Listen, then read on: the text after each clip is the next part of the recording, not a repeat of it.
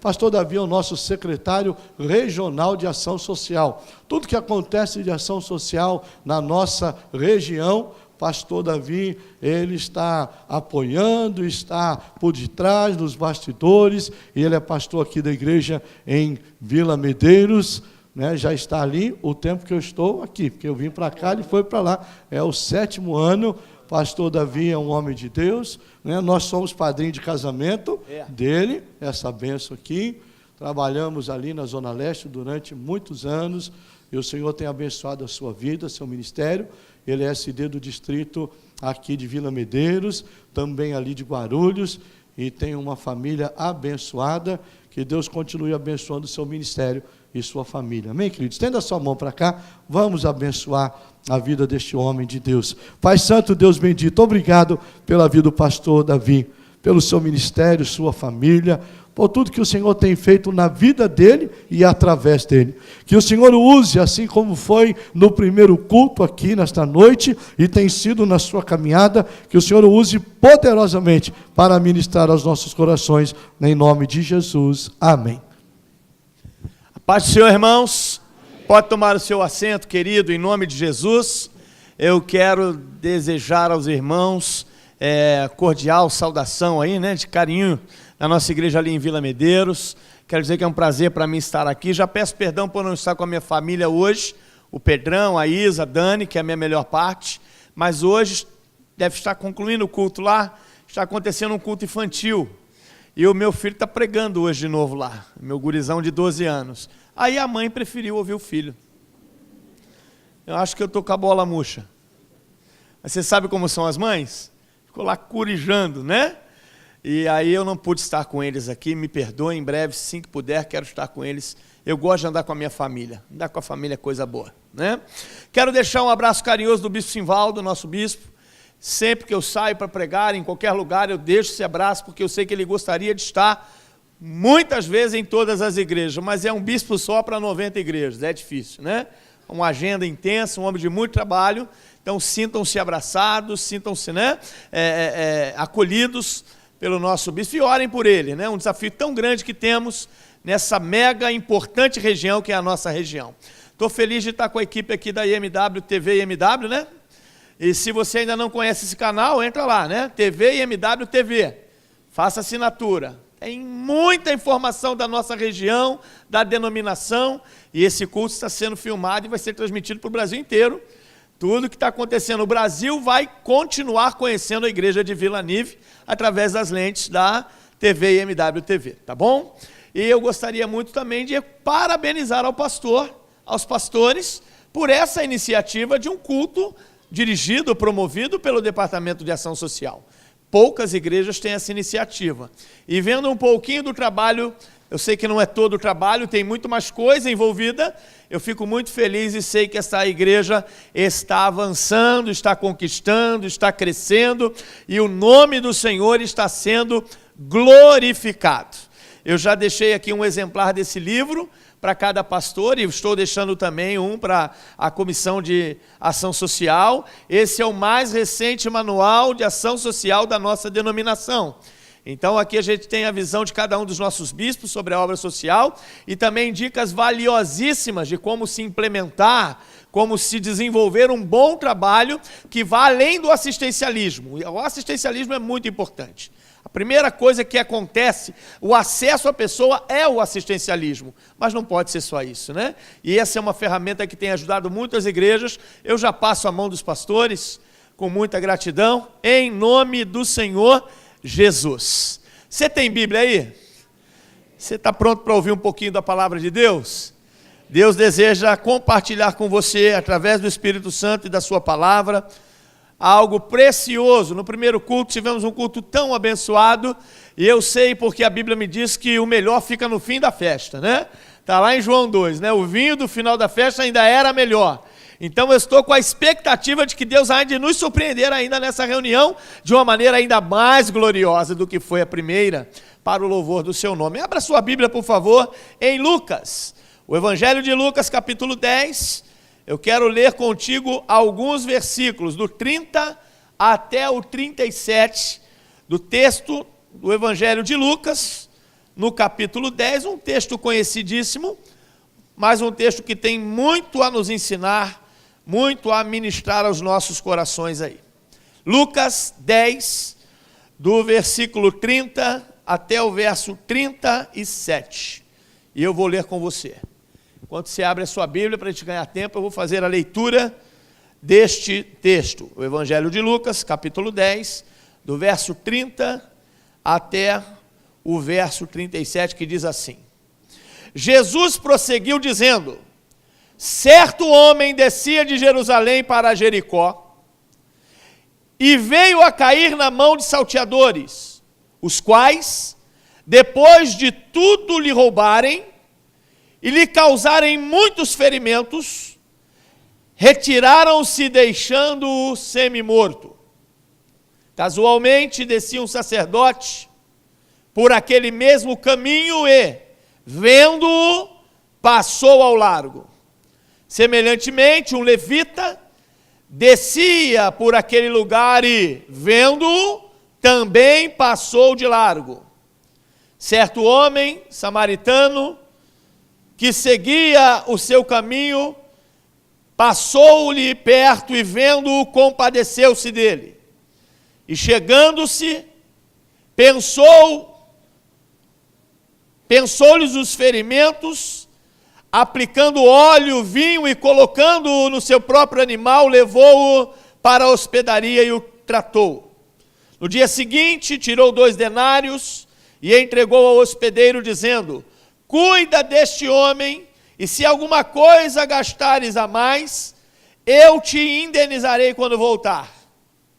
Qual desses 3 te parece ter sido o próximo do homem que caiu na mão de salteadores?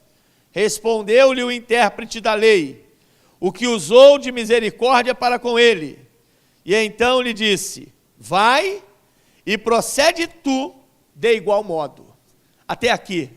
Senhor Deus e Pai do nosso Senhor e Salvador Jesus Cristo, nós te louvamos, Senhor, pelo privilégio que temos de congregar, de ter um lugar para nos reunirmos e juntos, a família da fé, adorarmos com canções, com instrumentos, aplaudirmos ao Senhor, ofertarmos, ó Deus, recursos para a Tua obra com ação de graças, ouvirmos, Senhor, os nossos irmãos usando seus dons e talentos, e isso é maravilhoso demais para nós. Estamos felizes em estar aqui, mas agora é um momento também muito especial para a nossa vida, um momento em que a Tua palavra será, Senhor, lançada aos nossos corações através do Teu Espírito. Senhor, abençoa este povo a quem Tu ama, dando a cada um de nós entendimento, a mente aberta, sabedoria, para recebermos o ensino, Senhor, e de posse dele, possamos, ó Deus, ser desafiados, ó Deus, mudados, Senhor, a vivermos o que está no Teu coração para nós. Me dá graça, me dá condição, Senhor, de ministrar com sabedoria, com autoridade, com unção, e desde já eu Te dou graças por tudo, porque, Senhor, eu sei que sem Ti nada podemos fazer. Portanto, glórias, louvores sejam dadas totalmente a Ti, hoje e sempre. Amém, Jesus. Meus irmãos amados, quem será o crente que nunca ouviu dessa parábola? Qual será o cristão, por mais novo na fé que seja, que nunca ouviu falar da parábola de Jesus sobre o bom samaritano? Esta é uma parábola. Jesus falava através de parábolas, porque as parábolas eram um meio didático de Jesus comunicar às pessoas com simplicidade, na linguagem deles, verdades profundas, né? Princípios profundos do conceito de Deus, do caráter de Deus, da vontade de Deus. Então Jesus usava muito desse recurso. Sabe por quê? Porque Deus tem interesse que todos compreendam a sua mensagem, que todos entendam a sua voz. Por isso que eu digo sempre lá no seminário, quando eu estou lecionando para os meninos lá, a melhor mensagem é aquela que é entendida. Se ela não é compreendida, ela perdeu o propósito de ser. E Jesus era hábil em comunicar, em ensinar numa linguagem de um jeito que as pessoas assimilavam o ensino. E uma das muitas parábolas de Jesus é esta. E o texto é claro, é muito autoexplicativo. Esse texto fala de um viajante, de um homem, que fazia o traslado entre Jericó e Jerusalém. Era uma rota de peregrinação, porque você sabe que o povo judeu tinha que ir a Jerusalém pelo menos uma vez no ano, prestar sacrifícios. E por ser essa rota, esse caminho habitual, também era um caminho oportuno aos salteadores, aos ladrões, que ficaram às margens, que ficaram escondidos na beira do caminho, esperando uma oportunidade. Você sabia que há inimigos da nossa alma que ficam aí à espreita, esperando um momento, uma oportunidade, um deslize, né? Uma distração para nos tomarem de assalto? Sabia disso? E aqui em São Paulo, onde a gente vive hoje, né, a gente tem que andar muito ligado, né? Você sai no portão, você tem que olhar para um lado, olhar para o outro, você tem que estar sempre meio arisco, né? Infelizmente os dias são maus. Infelizmente, irmãos, o tempo que nós vivemos não é como há 50 anos atrás, e a gente está tendo que ter muito mais malícia, no melhor sentido dessa palavra da vida, mas isso não é novo, acontecia aqui. E esse moço, ele foi, pastor, tomado de assalto. Os bandidos não só o roubaram, eu não sei se você já foi roubado, é horrível ser roubado. É horrível você perder algo que é seu, que você trabalhou para conquistar. Né? Eu tive um presbítero que serviu comigo, e o pastor Ataúfo conhece bem, presbítero Adilson, serviu conosco lá no Parque Paulistano por 10 anos, ele teve 3 carros roubados. Irmão, se me roubar 2 carros, eu passo a andar de ônibus. Vou andar de Uber. Imaginou a pessoa ter 3 carros roubados? Sangue de Jesus tem poder, deve ser angustiante, deve ser desesperador o sentimento. Esse homem foi roubado, tiraram todo o bem dele, tiraram o dinheiro que ele tinha, tiraram o valor que ele tinha, mas não era o bastante. O povo ainda era cruel, os assaltantes eram cruéis, e eles surram o homem, mas o surram de um jeito que ele parece que fica como que morto. Coisa terrível. E nessa parábola a Bíblia diz que vem passeando, vem descendo o caminho, vem indo talvez para Jerusalém certamente, um sacerdote, e aquele sacerdote vê a cena. Ele enxerga o homem ferido, ele enxerga o homem à beira do caminho, ele enxerga o homem quase que morto, mas ele não se envolve. Ele chega para o lado e continua sua caminhada. Apressadamente atrás vem o levita, talvez pensando assim, o sacerdote vai chegar antes de mim e vai me puxar a orelha, porque eu vou chegar atrasado. E ele vê aquela pessoa ali. O levita correspondia, no tempo de hoje, ao diácono, por exemplo, aquele que servia no serviço do templo, em qualquer coisa, no porteiro, na música, em qualquer área. E ele vê aquele homem ali, surrado, quase morto, e ele também passa de lado, ele não se envolve e vai embora. Mas a Bíblia diz que há um terceiro homem que vem por aquele caminho. E este era um homem de Samaria. E quando ele vê aquele homem, algo acontece no coração dele. Ele para o que ele está fazendo, ele desce a sua cavalgadura. E ele vai até lá, ele encontra um homem quase morto. E ele começa a pôr azeite nas feridas, que era o costume do Oriente Antigo. E ele começa a fazer unguento e tentar socorrer, reanimar aquela vida. Aquela vida está muito machucada, ele coloca aquela pessoa sobre o seu cavalo e ele vai caminhando a pé enquanto o ferido está sobre o seu animal. E ele vai até uma estalagem, ele vai até uma hospedaria. E chegando ali ele fala, por favor, hospeda ele, cuida dele, dá comida para ele, limpa ele, ajeita a roupa dele, ajuda nas feridas dele. Eu preciso ir, eu tenho um compromisso, eu não posso me deter, mas está aqui, olha, 2 denários. Para pagar a hospedagem dele, e se você gastar mais, não fique tranquilo, porque eu vou voltar, e quando eu voltar eu te reembolso o que você gastar mais. E aí Jesus pergunta, né, porque é um diálogo que ele está travando aqui com pessoas religiosas, com intérpretes da lei, quem sabe um escriba, né? Quem sabe alguém que estava acostumado com a religião. E aí ele faz a pergunta, quem é que foi o próximo deste ferido? E aquele homem diz, foi o que fez o bem, porque a questão passava por aí, quem é o meu próximo? Essa é uma pergunta interessante para nós hoje aqui no século 21. Quem é o meu próximo? Essa história que falamos aqui, ela trata de sentimentos. E aqui a gente identifica alguns sentimentos. Existem alguns sentimentos que são comuns, que nós conhecemos. Por exemplo, a simpatia. A simpatia, e que tem como seu antônimo a antipatia. Você pode ser simpático a alguém ou antipático a alguém. São sentimentos comuns às pessoas. Mas também existe a empatia. E daqui a pouco nós vamos analisar cada um desses sentimentos. E vamos ver como isso nos serve hoje aqui em São Paulo, no século 21, como servos do Senhor aqui. E também um sentimento que a gente conhece bem, que é a apatia.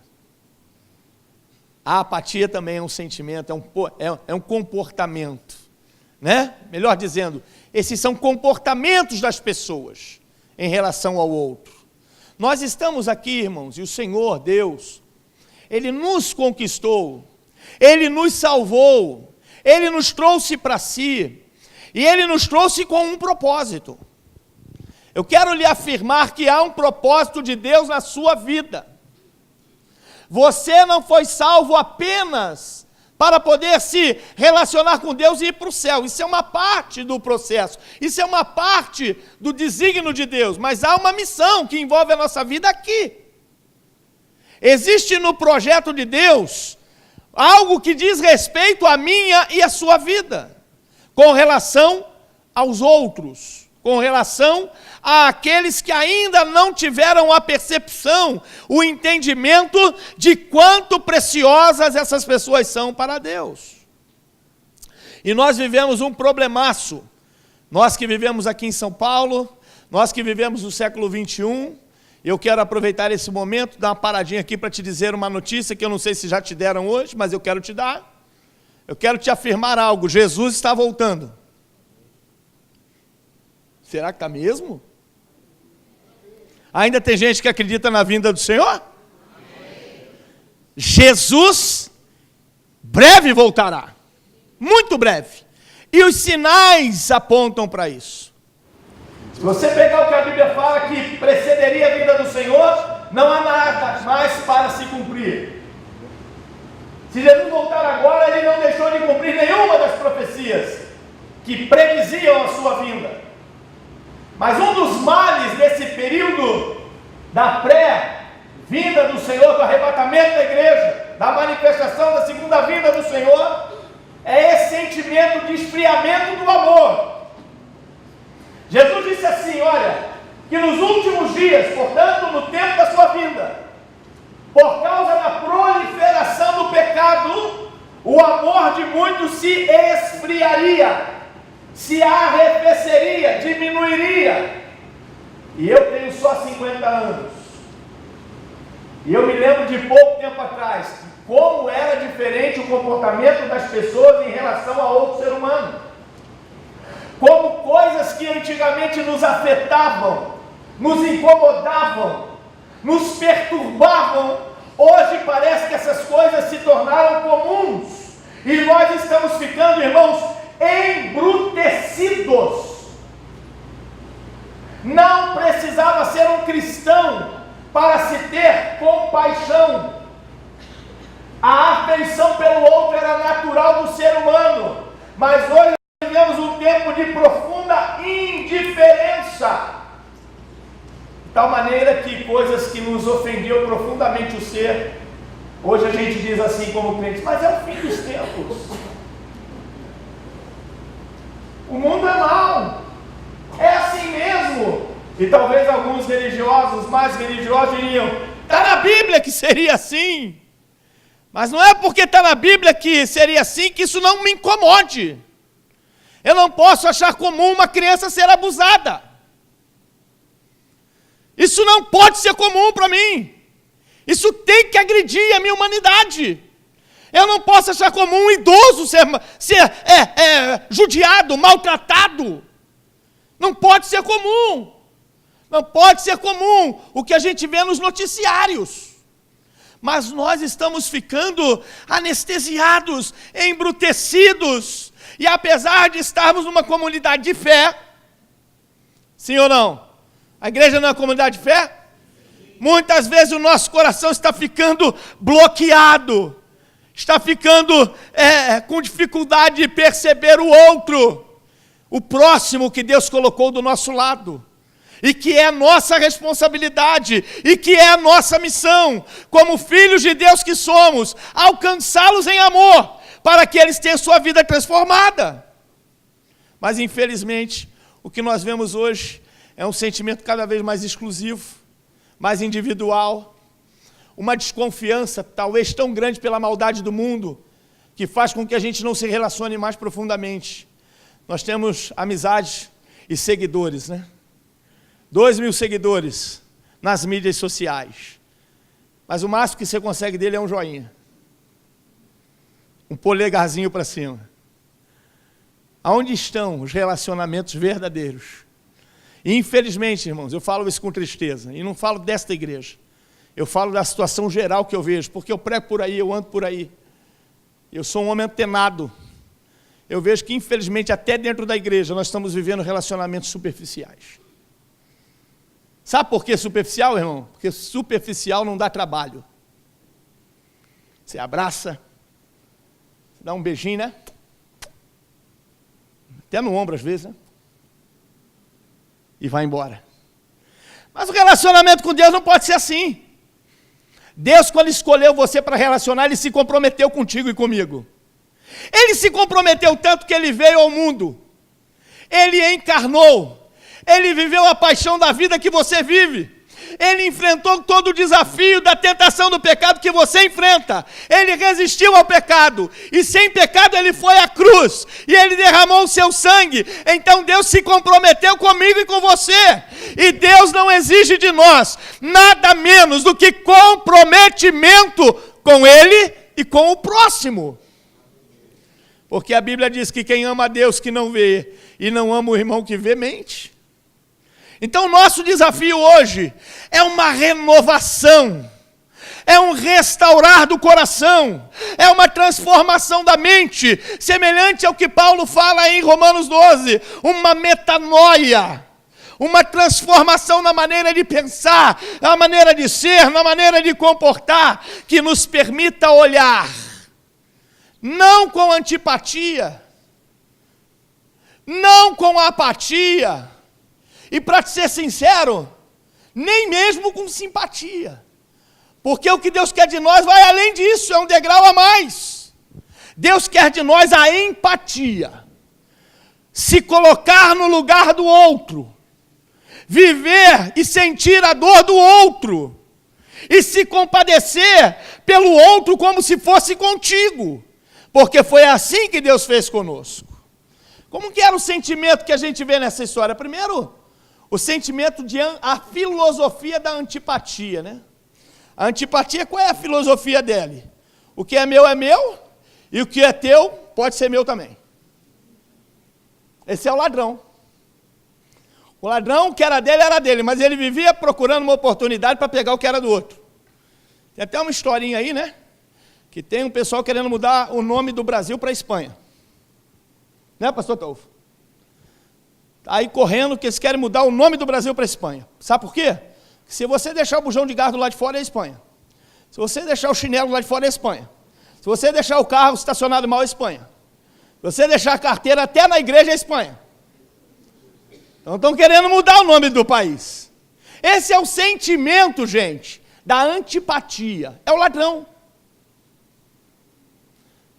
Que não tem afeição pelo outro, que quer usar o outro, que quer roubar o que puder, se aproveitar ao máximo do outro. Mas esse sentimento não cabe na igreja. Na igreja não. Esse sentimento não cabe no cristão. O cristianismo é uma oferta viva.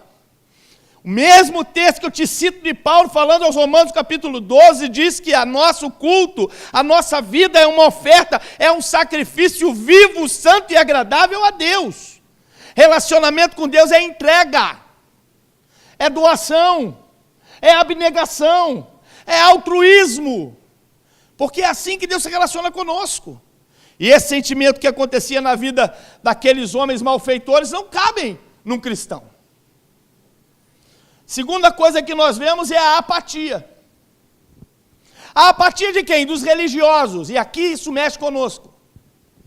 Deixa eu te dizer respeitosamente algo. Religião não presta. Embora o cristianismo esteja catalogado no rol das religiões, cristianismo não é religião. Cristianismo é relacionamento com Deus. Tira do teu coração, da tua cabeça, que cristianismo é religião. Cristianismo não é religião. Cristianismo é relacionamento com Deus.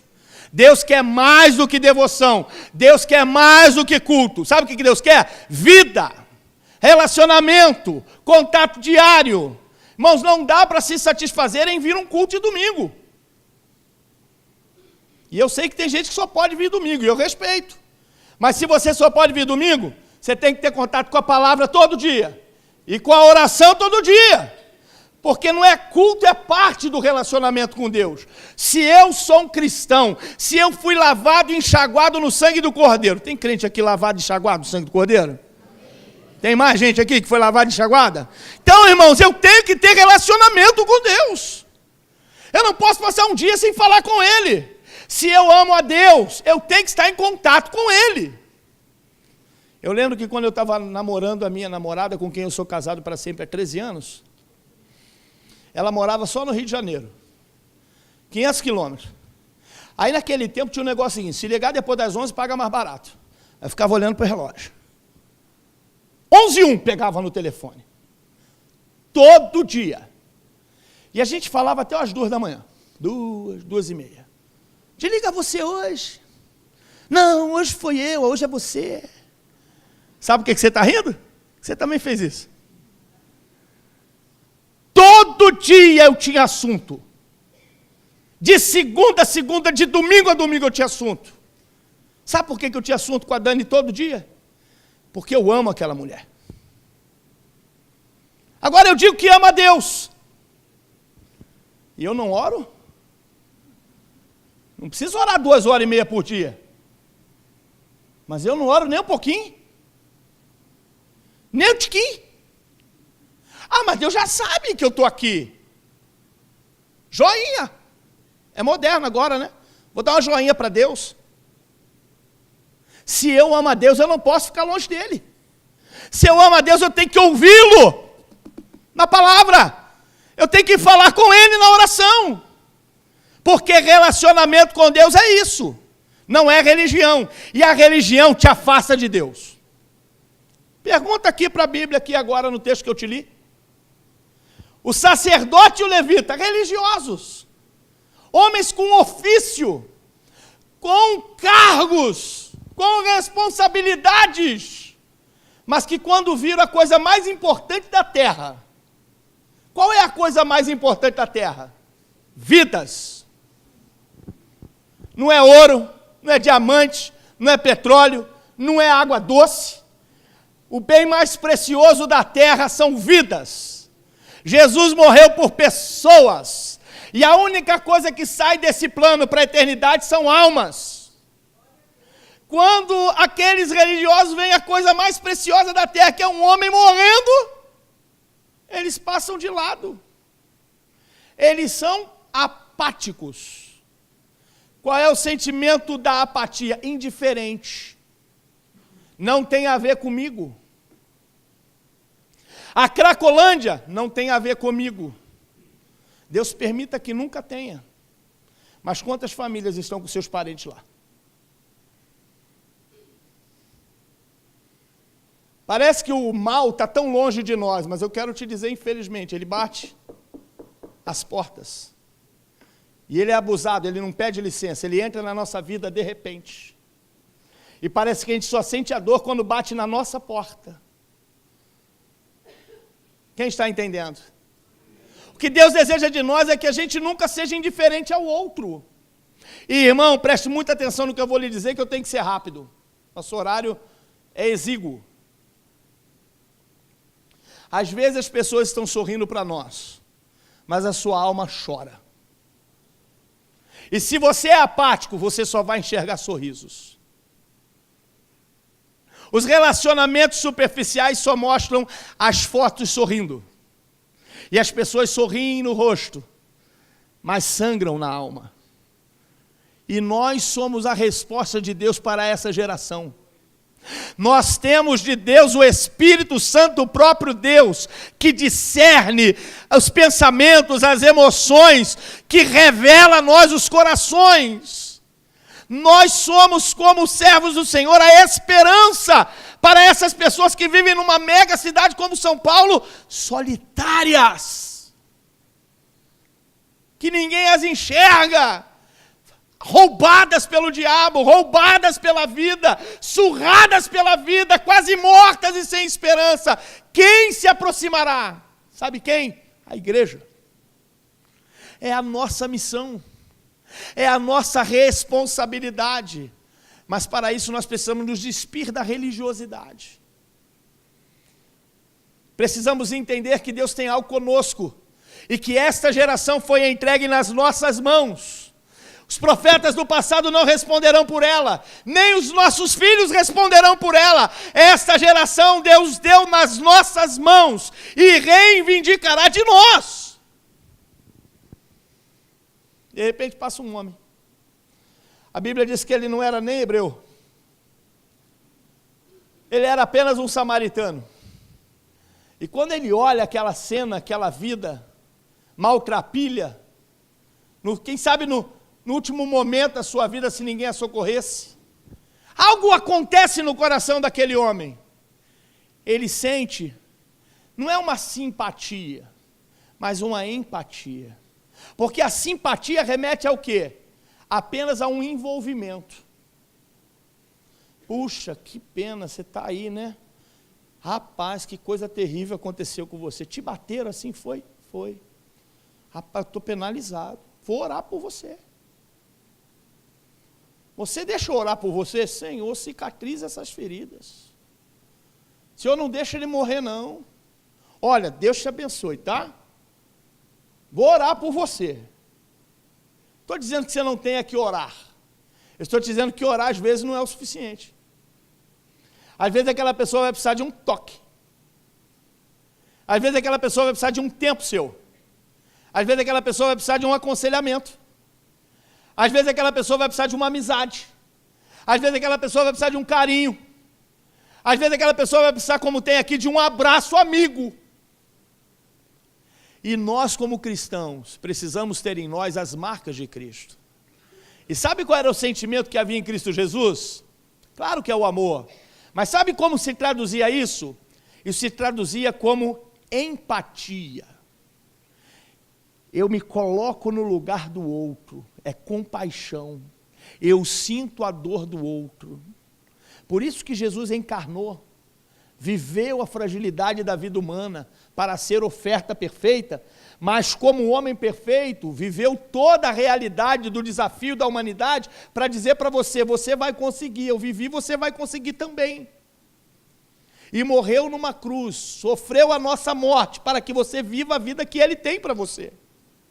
Então, o nosso desafio como cristãos, nesse século 21, de pessoas indiferentes, solitárias, religiosas, e muitos aí oportunistas, além do diabo, as pessoas, é sermos a resposta de Deus para essas famílias. Quem é o meu próximo? A grande questão aí é que, às vezes, a gente tem receio porque dá trabalho. Enxergar o próximo é valorizar o outro. Um tempo atrás, houve um movimento na América do Norte, chamado Eu Sou o Segundo. E a proposta, você acessava isso pela internet, eram testemunhos, depoimentos de personalidades, de artistas, de homens famosos, mulheres famosas, e diziam, olha, Deus é o primeiro e eu sou o segundo. Isso, num primeiro olhar, é muito legal, porque está colocando Deus no principal, né, no lugar de honra, de proeminência. Era algo do tipo, se eu sou quem sou e se estou sendo reconhecido pelo que sou, é porque Deus é primeiro, e não há nada de errado nisso. Mas é pouco. Nós temos que ser desafiados para sermos o terceiro. E o que é ser o terceiro? Deus é o primeiro, mas o meu próximo é o segundo. E depois dele é que sou eu. Porque quando a gente entende valor no outro, a gente está amando a quem Deus ama e está valorizando a quem Deus dá valor, num lugar que talvez ninguém dê valor a ele. Isso é enxergar o que Deus vê na pessoa. Porque um dia, irmãos, eu estou concluindo, Deus nos olhou quando nós éramos ainda inimigos de Deus, irreconciliáveis com Ele, com as mais diversas mazelas, com os comportamentos mais terríveis, com os vícios mais grotescos, com a vida mais tosca. Deus nos olhou e disse: eu quero ele para mim. E provocou no coração de alguém amor pela mim e pela tua vida, para orar por você, para evangelizar você, para convidar você. E é por isso que você hoje está aqui cultuando a Deus, porque alguém saiu do limite da simpatia e teve empatia por você e pagou, vou usar um jargão, né, evangélico, pagou um preço pela tua vida, além de Cristo. Você conhece quem pagou o preço pela sua vida? Você pode ser grato pelas pessoas que oraram por você, pelas pessoas que não desistiram quando muitos desistiram, pelas pessoas que andaram a segunda, a terceira, a quarta milha, até o dia que você se rendeu a Cristo. Você pode ser grato a Deus, mas agora você tem uma responsabilidade, e a sua responsabilidade é com essa geração.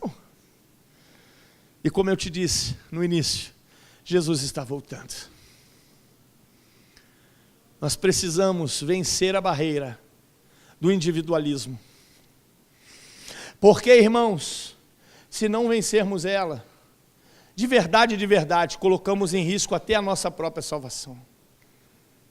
A Bíblia diz, né, que a gente tem que valorizar o outro e amar o outro como nós amamos a nós mesmos.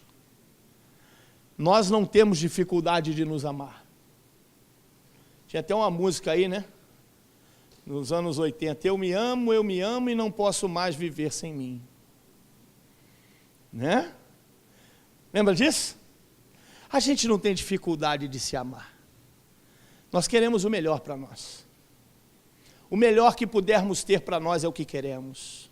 Mas às vezes olhamos para o lado pessoas que com tão pouco, seriam tão mais felizes. E eu não estou falando de valores só, eu não estou falando apenas do assistencialismo, isso é importante, volto a dizer. Às vezes a gente quer atenção, mas não dá atenção a ninguém. A gente quer ser olhado, observado, seguido. Quantas pessoas curtiram minha like aqui? Como é que tá? Tem muito coraçãozinho explodindo aí, tem muito, né? Mas a gente não dá atenção. A gente não ama, a gente não gasta tempo. Quando isso acontece, a gente vai perdendo o essencial. Que Deus nos incomode. O meu desejo, sinceramente, hoje, e respeitosamente, porque eu amo essa igreja. Essa aqui é a igreja que eu fui criado a vida toda. Eu amo a igreja metodista wesleyana. E eu sei que Deus nos chamou para fazermos a diferença. Deus nos levantou na terra brasileira para fazer a diferença. E nesse tempo de indiferença, eu quero ser uma igreja que faz a diferença. Nesse tempo de antipatia, de apatia, eu quero ser uma igreja que vá além da simpatia. Que vença a simpatia e se torne empática, vibrante, pujante. E que as pessoas vejam o evangelho vivido. E sejam conduzidas a Cristo pelo que vem do evangelho em nossa vida, sem que a gente precise sequer pregar. Pregar com comportamentos causa muito mais impacto do que a eloquência de qualquer pregador na tribuna de um púlpito. Que Deus possa te abençoar, meu irmão, e te incomodar, te provocar um comichão santo na alma, para que você consiga enxergar quem é o próximo que Deus colocou ao seu lado. Tem alguém nesse momento que precisa de você. Deixa eu te dizer, eu vou repetir. Nesse momento na tua vida, tem uma pessoa, tem alguém que depende de você. Ela está jogada, maltrapilha, se não fisicamente, emocionalmente, espiritualmente. Foi roubada, saqueada, surrada, está quase morta. E ela, se não tiver a tua ajuda, vai morrer. Pense um pouquinho que Deus vai te mostrar. Tem gente que precisa de você. E você pode ser o canal de bênção para tantas pessoas. E aí, de repente, você vai começar a ver testemunhos acontecendo. E que alegria tão grande. Já imaginou que alegria você ser reconhecido? Como Jesus reconhece esse samaritano, né? E disse para ele assim: quem foi o próximo daquele homem? Muito indignado o escriba, né?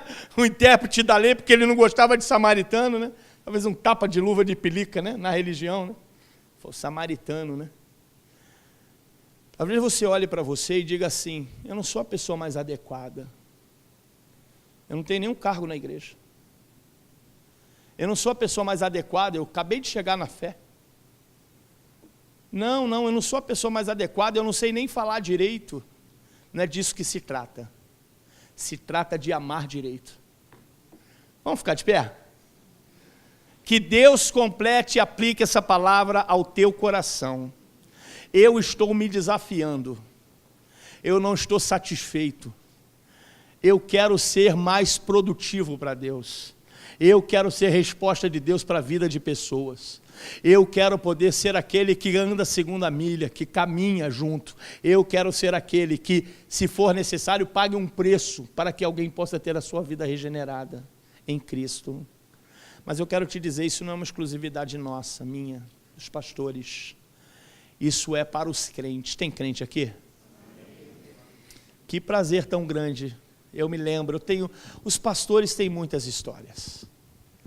Eu vou te contar só uma. Vou escolher qual que eu vou contar. E depois eu vou orar contigo. Estava no Paulistano e o telefone toca na minha casa. Paulistano é a igreja onde eu pastoreava antes daqui em Medeiros. Fiquei lá 10 anos. A esposa de um presbítero desesperada me liga: pastor, vão matar o meu irmão. O traficante está na porta da casa da minha mãe armado e quer matar o meu irmão. Me ajuda, pastor. Espera aí que eu estou indo aí agora. Peguei o carro, fui lá, chamei o presbítero, que era esposo. Vamos lá. Fui no bairro, o traficante não estava mais lá. O moço não morreu porque quem atendeu foi a mãe. Se o moço atende, a porta morre.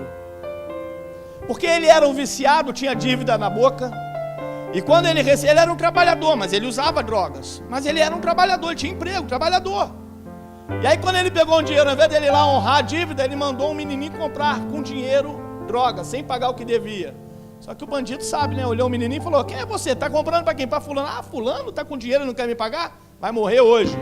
Gente, morre por centavo, morre por dinheiro pouco. Cheguei lá, entrei na casa, todo mundo bege, todo mundo apavorado, chamei o rapaz: o que está acontecendo? Estou devendo. Quanto você está devendo? R$400. Você está com droga aí? Tô, me dá a droga. Peguei a droga.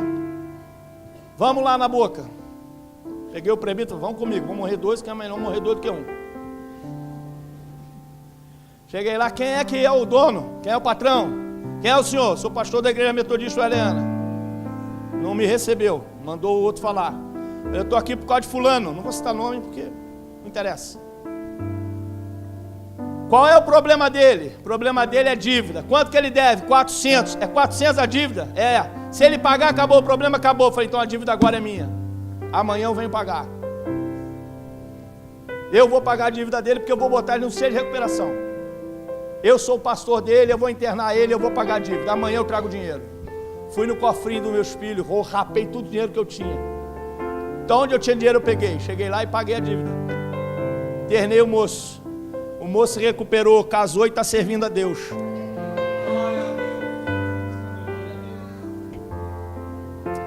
Quanto vale uma alma?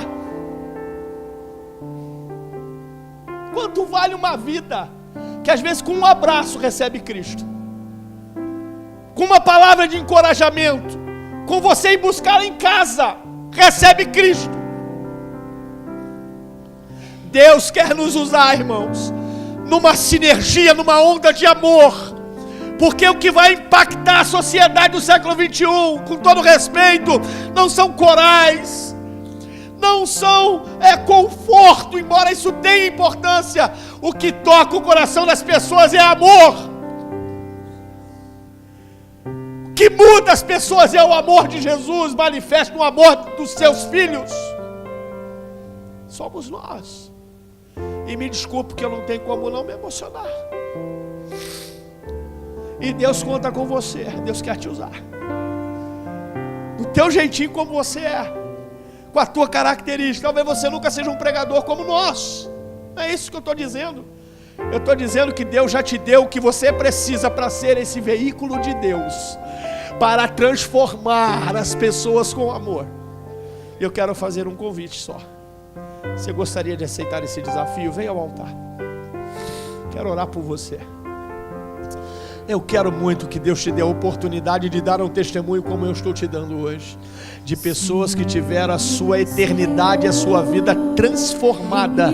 Simplesmente por causa do amor que você manifestou a ela. Saia do seu lugar agora, rapidamente. O horário está avançado, eu não posso me delongar, mas eu não posso deixar de te convidar para orar por você. Conforme a tua palavra, e enche-me até que em mim se ache só a ti. Então usa-me, Senhor. Usa-me, Senhor.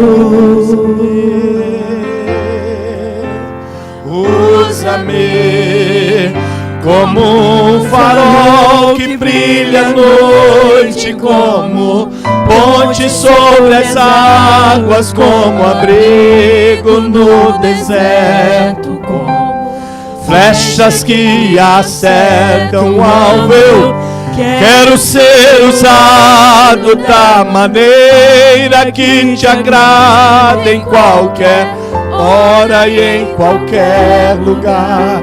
Eis aqui a minha vida, usa-me, Senhor, usa-me. Põe a mão sobre o seu coração, querido. Senhor nosso Deus, aqui estão, Senhor, dezenas de pessoas que foram tocadas, ó Deus, não pelas palavras de um pastor, mas foram tocadas pelo amor de Deus e pela palavra.